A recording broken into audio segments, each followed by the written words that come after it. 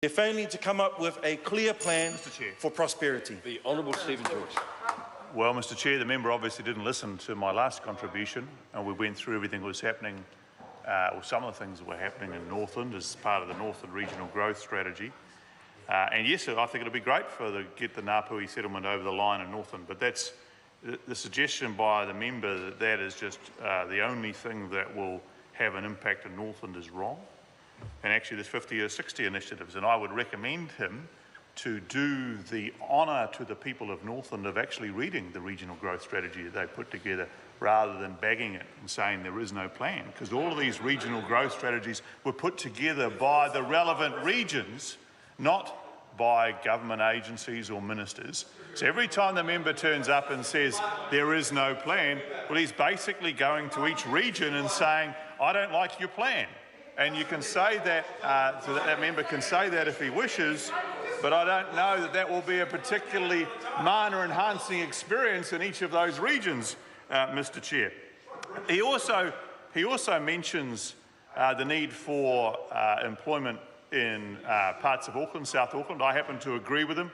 The great thing is that there's huge opportunities in that part of Auckland, and it's about matching the young people to the jobs. And I want to tell them about an initiative called ARA at Auckland Airport, which is a skills exchange modelled on one in Australia, which has been developed for New Zealand. We have 39 companies working at this site out at Auckland Airport.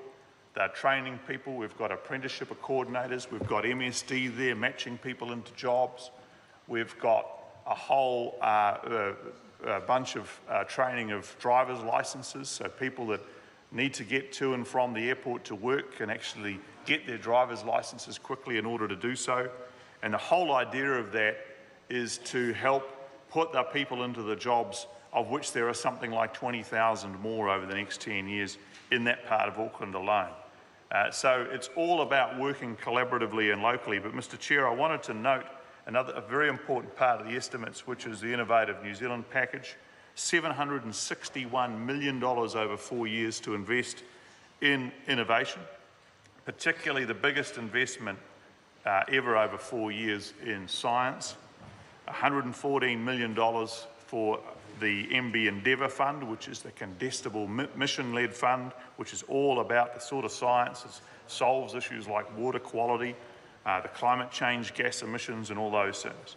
For discovery research, for the bright scientists that start out and have their ideas they need to follow, and which so many New Zealand scientists have been successful in, big investment there. A big investment in what we call the strategic science investment. Health research is another one, and in startup companies as well.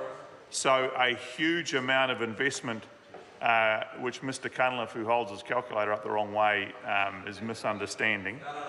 But also big investment in tertiary education. And the good news is that's really working, because we're seeing big growth in the sort of skills that we need for a modern, innovative economy.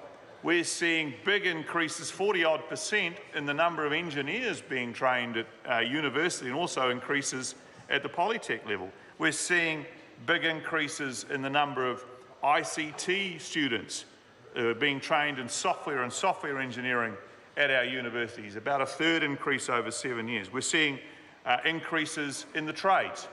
BCITO last couple of weeks came out and said they had passed a milestone they've never reached before. 10,000 apprentices in the building trades. 10,000. They've never had that number before, and that's a tribute to the hard work of that sector. We have, in the construction space, more people working in construction than we ever have before, and we're training around 38,000 more for that sector.